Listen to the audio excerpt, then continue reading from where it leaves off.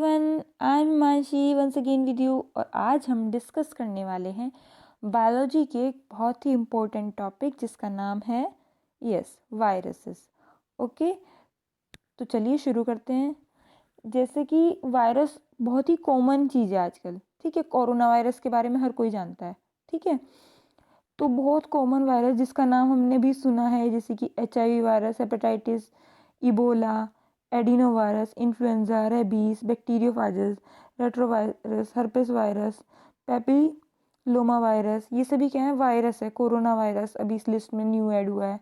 Corona virus वैसे तो new नहीं है, काफ़ी ईयर्स ओल्ड है, पर उसका जो ये न्यू स्ट्रेन जो सबको बहुत ज़्यादा क्या कर रहा है, किल कर रहा है या इन्फेक्ट कर रहा है, उसका नाम है NCOV-19। ओके, क्योंकि 2019 में मिला था रेनफोर नोवेल। ओके, देन नेक्स्ट, सबसे पहले हम जनरल प्रॉपर्टीज़ देखने वाले हैं वायरस की, क्या क्या होती हैं।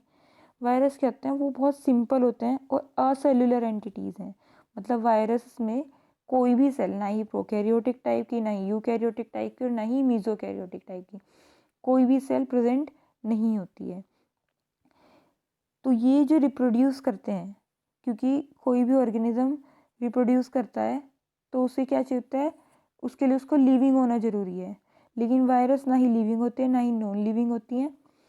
तो क्या ये रिप्रोड्यूस करते हैं किसी लिविंग सेल में। ओके, देन जो स्मॉलेस्ट वायरस है उसका नाम है पिकोरना वायरस, एंड जो लार्जेस्ट वायरस है उसका नाम है पॉक्स वायरस। ओके, जो वायरस होते हैं वो सिर्फ मतलब उनको हम नेक्ड आई से नहीं देख सकते हैं। जो अगर हम बात करें, वायरस माइक्रो ऑर्गेनिज्म भी नहीं है। ओके, ये क्या है हमारा, ये नैनो ऑर्गेनिज्म है। ये नैनोमीटर में मेज़र होता है। ओके, जो 1 नैनोमीटर है वो इक्वल होता है 1 × 10⁻⁹ मीटर की। ओके, तो आप देख सकते हैं कि कितना ज़्यादा छोटा होता है इनका साइज़।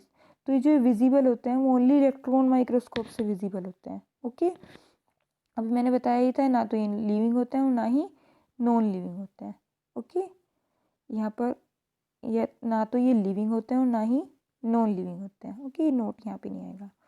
देन अगर हम बात करें वायरस के स्ट्रक्चर की, तो वायरस का स्ट्रक्चर कैसा होता है, जो इनका साइज़ है, सबसे पहले जो साइज़ होता है वो 10 से लेके 100 नैनोमीटर इन डायमीटर होता है। ओके, डायमीटर कितना होता है, सपोज ये एक सर्कल है तो ये यहाँ से लेके यहाँ तक की क्या होगा, डायमीटर।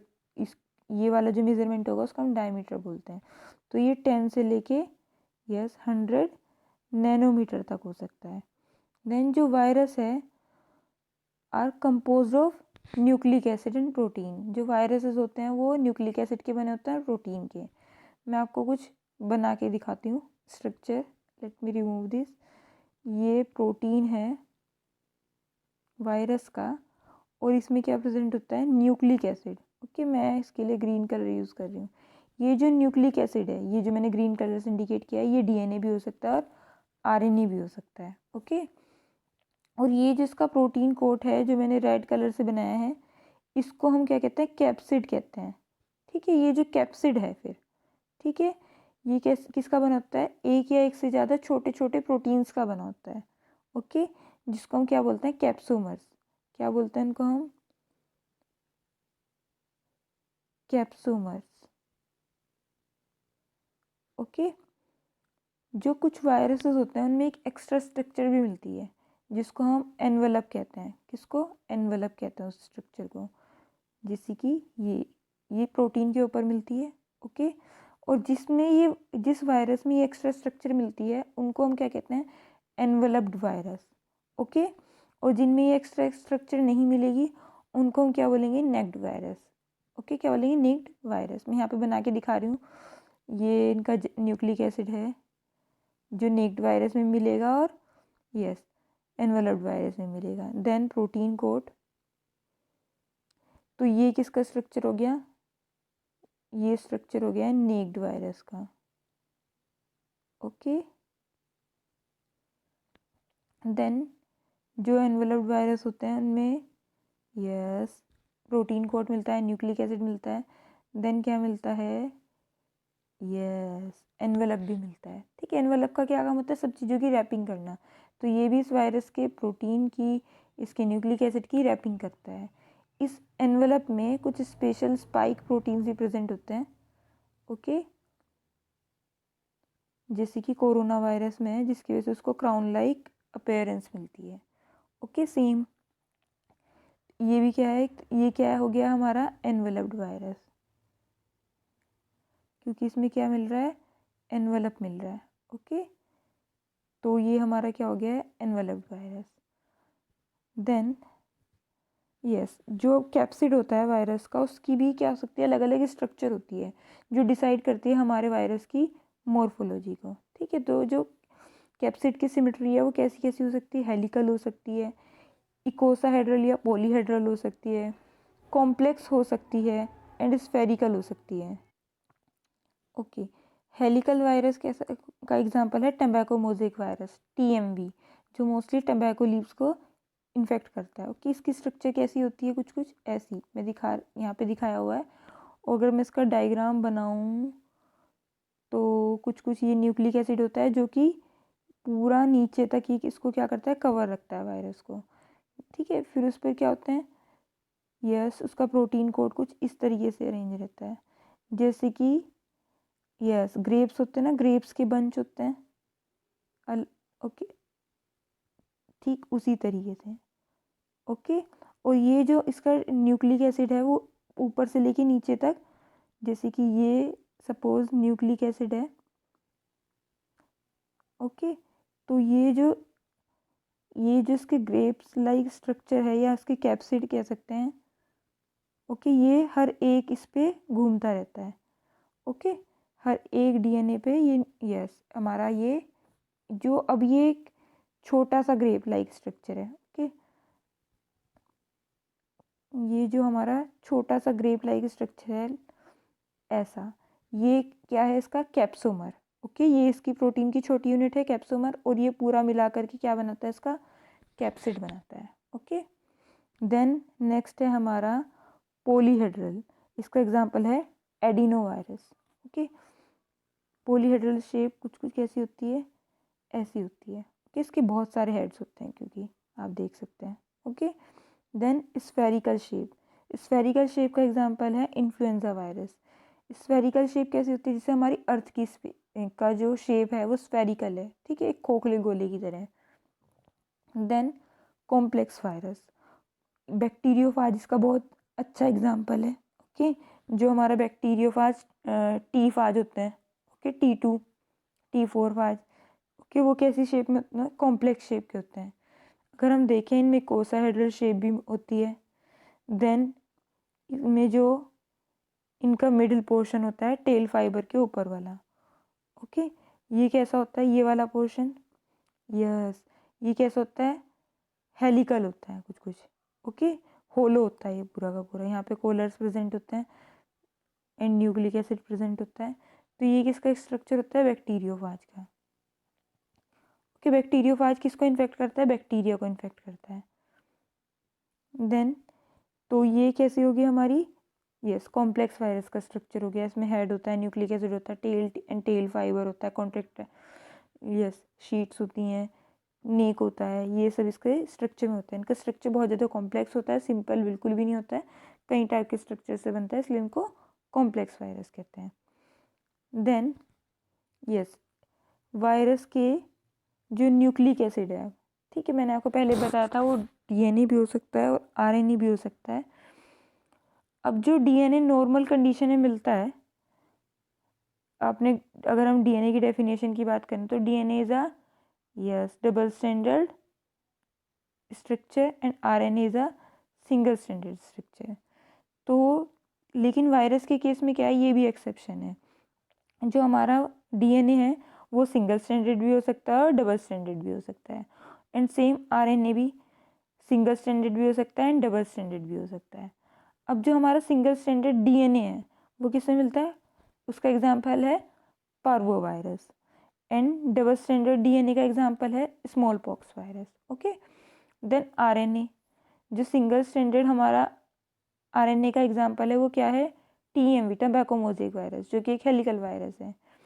एंड देन जो हमारा डबल स्टैंडर्ड आरएनए का एग्जाम्पल है वो है रियो वायरस, याद रखिए आरएनए नॉर्मल कंडीशन में कैसा होता है, सिंगल स्ट्रैंडेड होता है, और डीएनए नॉर्मल कंडीशन में कैसा होता है, डबल स्ट्रैंडेड होता है। लेकिन वायरस के केस में ये भी एक्सेप्शनली सिंगल स्ट्रैंडेड भी मिल सकते हैं दोनों ही, और डबल स्ट्रैंडेड भी मिल सकते हैं। देन वायरस का लाइफ साइकिल देखिए, जो वायरस होता है सबसे पहले मैंने आपको बताया ना ही वो लिविंग है और ना ही नॉन लिविंग है, क्योंकि उसके पास सिर्फ क्या प्रेजेंट है, उसका प्रोटीन कोड और उसका उसका न्यूक्लिक एसिड, और कुछ केसेस में उसका एनवेलप भी प्रेजेंट हो सकता है। ओके, अब वायरस के पास कोई भी ऐसी मशीनरी नहीं है जिससे वो खुद को रेप्लिकेट कर पाए। ओके, और रेप्लिकेट कर पाएगा तभी वो खुद को रिप्रोड्यूस कर पाएगा। ओके, क्योंकि जेनेटिक मटेरियल को ही क्या करते हैं हम, एक जनरेशन से दूसरी जनरेशन में ट्रांसफ़र करते हैं। तो जेनेटिक मटेरियल्स का क्या हो सकता है, डीएनए भी हो सकता है और आरएनए भी हो सकता है।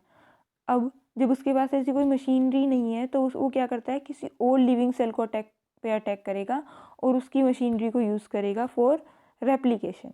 ओके, देन तो ये जो वायरस है, ओके, वायरोन लिखा है मैंने जिसको यहाँ पे, जो वायरस है वो क्या करेगा, अटैक करेगा किस पर, एक लिविंग सेल पर।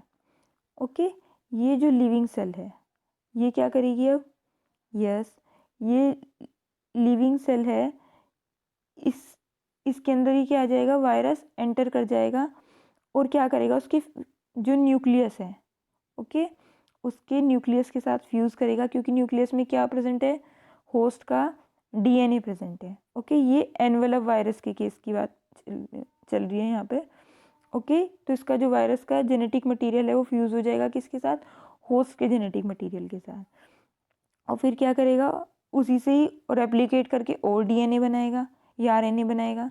ओके, और बाकी का जो आपने जैसे कि सेंट्रल डॉग्मा पढ़ा होगा, डीएनए से क्या बनता है, आरएनए, एंड आरएनए से क्या बनता है, प्रोटीन। ओके, तो सेम यही होगा, कुछ डीएनए क्या बनाएगा, प्रोटीन, यही प्रोटीन वायरस की बाकी के कंपोनेंट बनाएगा। ठीक है, फिर प्रोटीन के अंदर जो न्यूक्लिक एसिड है वो पैक हो जाएगा। लेट मी रिमूव दिस, ये न्यूक्लिक एसिड प्रोटीन में पैक हो गया है। ओके, और क्या, न्यू वायरस सिंथेसाइज करेगा।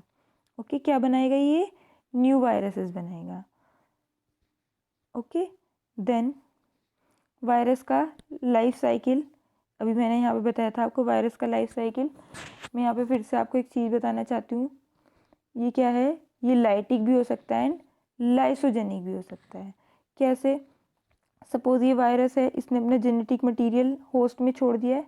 ओके, देन इसका जो जेनेटिक मटेरियल है वो, जो मैंने यहाँ पे ग्रीन कलर से दिखाया हुआ है, ये होस्ट का जेनेटिक मटेरियल है, एंड रेड कलर से जो दिखाया हुआ है वायरस का जेनेटिक मटेरियल है।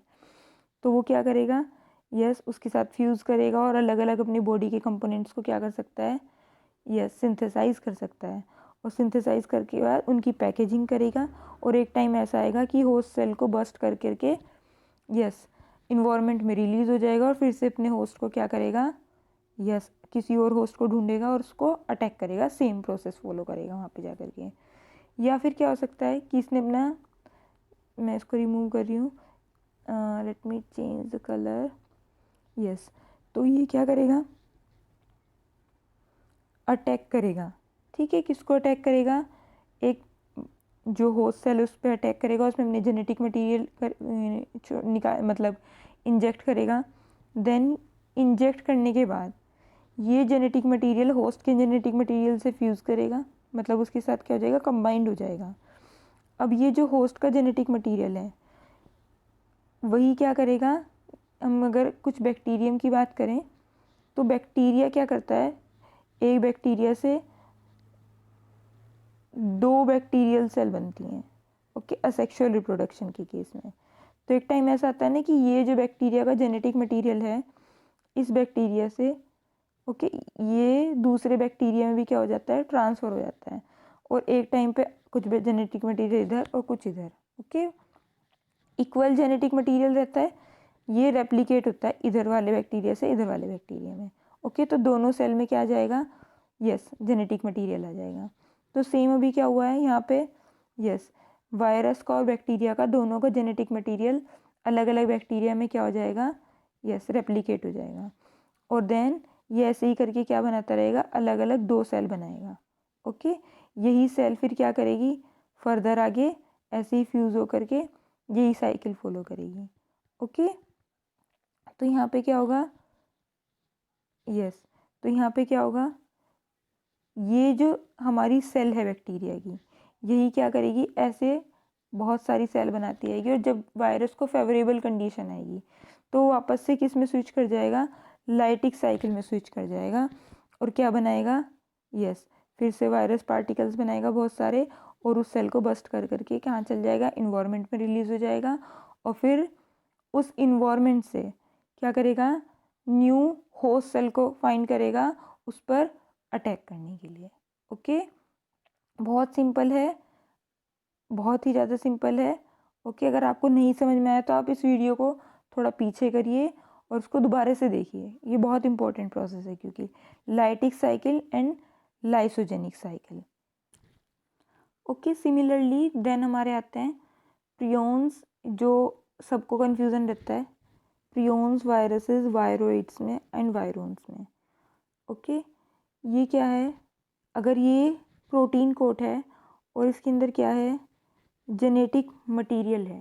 ओके, जेनेटिक मटेरियल है, न्यूक्लिक एसिड हम उसको कह सकते हैं। ओके, तो ये क्या है हमारा, सिंपली विरियन। ओके, ये हम एक तरीके से कह सकते हैं ये एक कंप्लीट वायरस पार्टिकल है, ठीक है, जो रिप्रेजेंट कर रहा है किसी एक्स्ट्रा सेल्यूलर फेज। मतलब ये वो वायरस है जिसने, ये भी होस्ट के बाहर का वायरस है, ओके, जिसने भी किसी को इन्फेक्ट नहीं किया है। तो ये क्या है हमारा वायरन। ओके, अगर ये सिर्फ जेनेटिक मटेरियल है, ओके, जेनेटिक मटेरियल भी क्या, आरएनए। ओके, मोस्ट केसेस में कैसा होता है, वैसे तो सिंगल स्ट्रैंडेड होता है। ओके, सिंगल स्ट्रैंडेड होता है, लेकिन कुछ केसेस में कैसा हो सकता है, डबल स्ट्रैंडेड भी हो सकता है। ओके, तो ये हमारा क्या है, वायरोइड। ये मोस्टली प्लांट्स को इन्फेक्ट करते हैं। ओके, अगर सिर्फ क्या है, यस, प्रोटीन प्रेजेंट है, ओके, लेकिन क्या प्रेजेंट नहीं है, इसमें जेनेटिक मटेरियल प्रेजेंट नहीं है, तो ये क्या होगा, प्रियोन्स। ओके, क्या होंगे हमारे, प्रियोन्स होंगे। ओके, ये तो बहुत सारे लोग हैं जो कंफ्यूज रहते हैं, ठीक है। एक और जो चीज़ आती है वो आती है बैक्टीरियोफाज। बैक्टीरियोफाज मैंने पहले भी बताया है। ओके, ये कैसे होते हैं, ये किसी भी शेप के हो सकते हैं, ये भी कोई भी वायरस।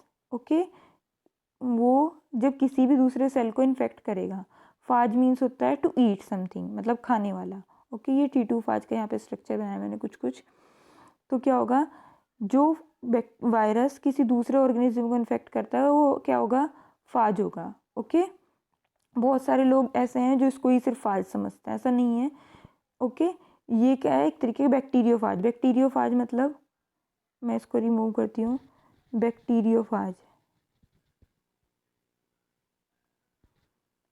वो होगा जो किसको इन्फेक्ट कर रहा है, बैक्टीरिया को। ओके, देन हमारा माइकोफाज। ओके, माइकोफाज क्या है हमारा, जो किसको इन्फेक्ट करता है, फंजाई को।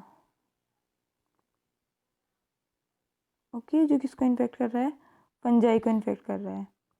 देन फाइकोफाज कौन होगा, जो किसको इन्फेक्ट करता है, एल्गी को। तो वो क्या होगा हमारा, फाइकोफाज। ओके, ऐसी अलग अलग ऑर्गेनिज्म को जो क्या कर रहे हैं, इन्फेक्ट कर रहे हैं, वो अलग अलग टाइप के फाज होते हैं। ओके, जब वो किसी को इन्फेक्ट कर रहे हैं तो वो क्या है, फाज होते हैं। Okay, so this is all about viruses. I hope this video is helpful for you. If you like this video, then don't forget to like, share and subscribe this channel. Thanks for watching. Please also share it with your friends so that they can also get benefit of this lecture.